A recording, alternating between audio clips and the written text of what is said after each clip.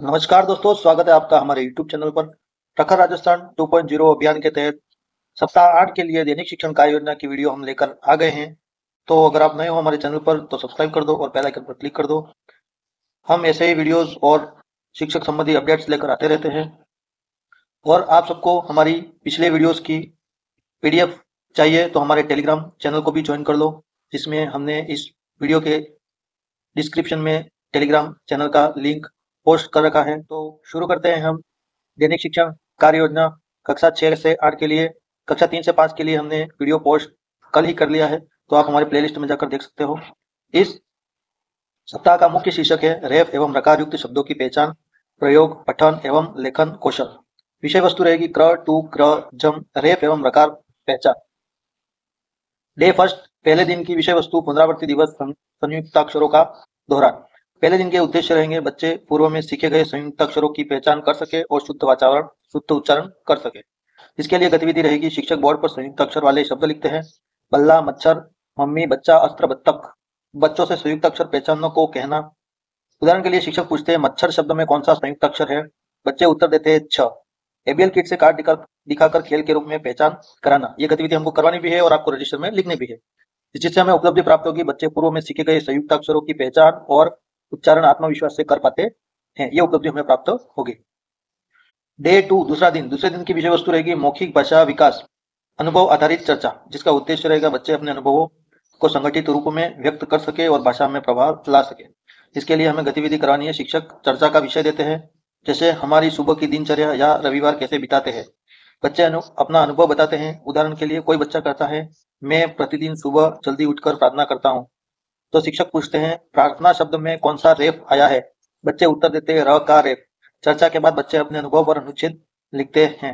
उपलब्धि, बच्चे अपने विचारों को भाषा में सटीक ढंग से व्यक्त करते हैं और रेफ और रकार के प्रयोग को समझते हैं। तो रेफ और रकार के प्रयोग की समझ बच्चों में बनती है। ऐसी उपलब्धि हमें इस गतिविधि से प्राप्त होगी। ऐसा आपको आपके रजिस्टर में लिखना है।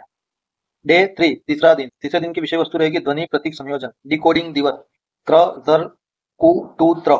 उद्देश्य, तीसरे दिन का विषय वस्तु के उद्देश्य रहेंगे बच्चे रेफ एवं रकार युक्त वर्णों की पहचान कर सके और उनके सही उच्चारण के साथ प्रयोग सीखे। इसके लिए गतिविधि रहेगी शिक्षक बोर्ड पर शब्द लिखे, प्रताप, प्रार्थना, क्रम, ट्रक, कर्ज, कृपा। बच्चों से रेफ रकार पहचानने को कहा जाता है। उदाहरण, शिक्षक पूछते हैं कृपा शब्द में रेफ कहाँ है। तो बच्चे उत्तर देते हैं क के साथ र का प्रयोग। बच्चे अपनी किताबों से रेफ प्रकार वाले शब्द ढूंढकर बोर्ड पर लिखते हैं। ऐसी विधि गतिविधि हमको बच्चों से करवानी है। और ऐसी ही गतिविधि आप अपने रजिस्टर में लिख सकते हो, जिससे हमें उपलब्धि प्राप्त होगी। बच्चे रेफ और रकार युक्त शब्दों की सही पहचान और शुद्ध उच्चारण कर सकते हैं। ये उपलब्धि हमें प्राप्त होगी। फिर अगला है डे 4, चौथे दिन की विषय वस्तु रहेगी पठन और समझ दिवस, कहानी कविता के माध्यम से, जिसका उद्देश्य रहेगा बच्चे रेफ और रकार युक्त शब्दों वाले अंशों को सही लय और भाव से पढ़ सके तथा उसका अर्थ समझ सके। इसके लिए गतिविधि करवानी रहेगी। शिक्षक कहानी पढ़ते हैं, कृपा का फल या प्रभात की सीख। बच्चे ध्यानपूर्वक सुनते हैं और जोड़ों में कहानी का पठन करते हैं। उदाहरण के लिए शिक्षक पूछते हैं कहानी में कृपा शब्द का क्या अर्थ है। तो बच्चे कहते हैं दया या उपकार। बच्चे कहानी में 2 कठिन शब्दों का अर्थ लिखते हैं और उनका वाक्य बनाते हैं। ये गतिविधि हमको बच्चों के साथ करनी है। उपलब्धि क्या प्राप्त होगी, बच्चे पठन कौशल विकसित करते हैं और अर्थ समझकर भाषा का प्रयोग कर पाते हैं। ऐसी उपलब्धि हमें प्राप्त होगी। ये था डे 4। अगला है डे 5, पांचवें दिन की विषय वस्तु पठन आधारित लेखन दिवस, जिसका उद्देश्य है बच्चे पठन सामग्री के आधार पर सृजनात्मक लेखन कर सके। इसकी गतिविधि रहेगी शिक्षक कहानी या कविता पर प्रश्न पूछते हैं, जैसे कहानी का मुख्य पात्र कौन था, कहानी में कृपा दिखने का क्या परिणाम हुआ। तो उदाहरण के लिए कर्ज शब्द कहानी में आया था, इससे वाक्य बनवाना। जैसे महेश ने अपने मित्र का कर्ज उतारा। तो पहले शिक्षक को कहानी और कविता बतानी है, फिर उसमें प्रश्न पूछने हैं और फिर कर्ज शब्द कहानी में आया शब्द पर गौर करवाना है और उससे वाक्य बनवाना है बच्चों के साथ। बच्चों में कहानी का शीर्षक बदलवाना या नया अंत लिखवाना। ऐसी गतिविधि बच्चों से करवानी है, जिससे उपलब्धि प्राप्त होगी। बच्चे रेफ और रकार शब्दों का प्रयोग लेखन में करते हैं और कहानी की समझ विकसित करते हैं। जिससे बच्चों को ये रेफ और रकार वाले शब्दों का प्रयोग समझ में आएगा और उनकी समझ विकसित होगी। अगला है डे 6, छठे दिन की विषय वस्तु लेखन दिवस, श्रुति लेखन और चित्र अभ्यास, जिसका उद्देश्य है बच्चे रेफ और रकार युक्त शब्दों को सही ढंग से लिख सके और वाक्यों में प्रयोग कर सके।